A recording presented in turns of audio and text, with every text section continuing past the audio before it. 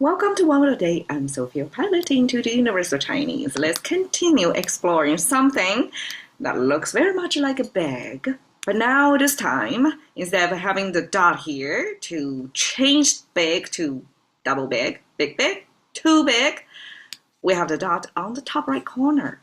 And that changed the meaning completely. And the whole thing, actually, if you look at the 2,000 years ago's version, actually starts totally non-related to the concept big at all.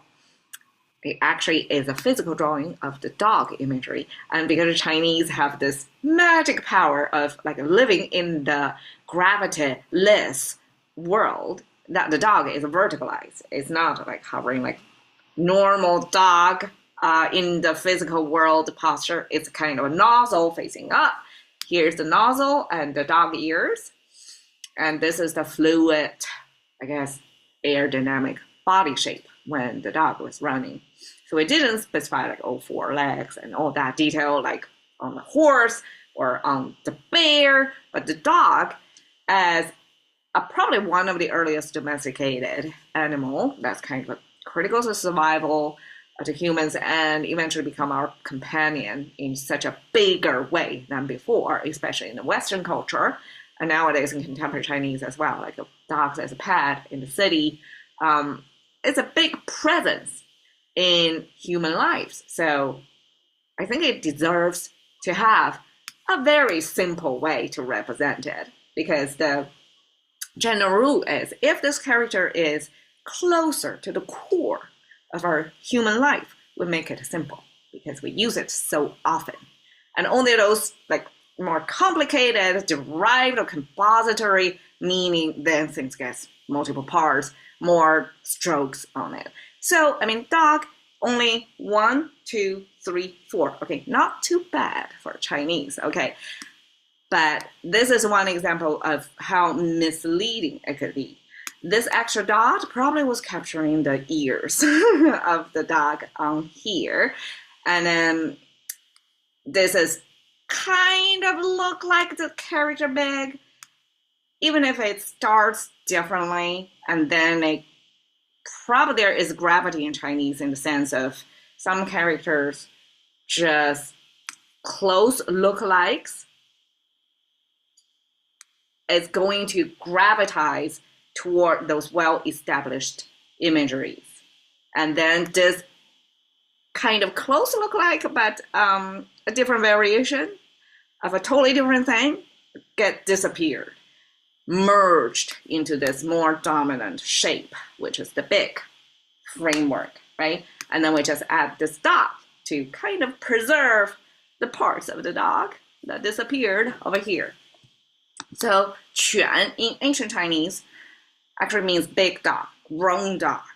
And we have gou, similar, also dog, that used to be puppy. And now contemporary Chinese, we don't differentiate that. But from the use of hu, quǎn paired with, we can kind of see quǎn is not just generic old age, age-free concept. It's actually aggressive type of dog. Because we have 猎犬. We don't say 猎狗, okay? It's not a puppy. It's a hunter's companion. To go out, use the nose to find out the prey. And 猎犬 is 猎 is the hunting activity, and the dog to go with that. And we all have that kind of imagery. Those dogs could be fast, wild, but also have a certain alliance with the alignment with the hunter. So they are a group, hunting unit. So that's 猎犬. 警犬, 警 means police. So police dog. And we'll also have a kind of imagery because this type of dog not only is a grown dog, but also trained dog, specialized dog, disciplined dog, and used for a particular kind of purpose. So it's a grown dog. It's a big one. The last one, 犬牙交错, describe how the type of big dog's teeth 交错, it's kind of collapsing each other and kind of mismatch. Like definitely the dog doesn't have braces done on its mouth, so the teeth kind of all over the place. But that's the point. By having the type of muscular jaw and this in and out twisted way of arrangement of like not straightened but crooked set of teeth, that the big dog can chew up meat like it used to be. So here I'm showing the dog husky. I mean, I like husky. I don't have a dog in particular, but husky is the imagery I map on when I was reading The Call of the Wild by Jack London.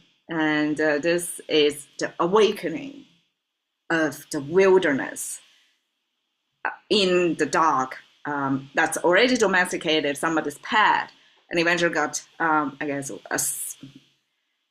kidnapped and transported to faraway land in northern part of, Canada somewhere. And the dog had to survive among other aggressive big dogs. And that pet husky turned aggressive. Have to, otherwise get killed, right? So it's totally dog eat dog kind of world. So that's the awakening of the wild nature of dog converted back to wolf. And I'm happy to find the imagery of this aggressive looking husky. There we go, Xue. Thank you for your time. See you another time.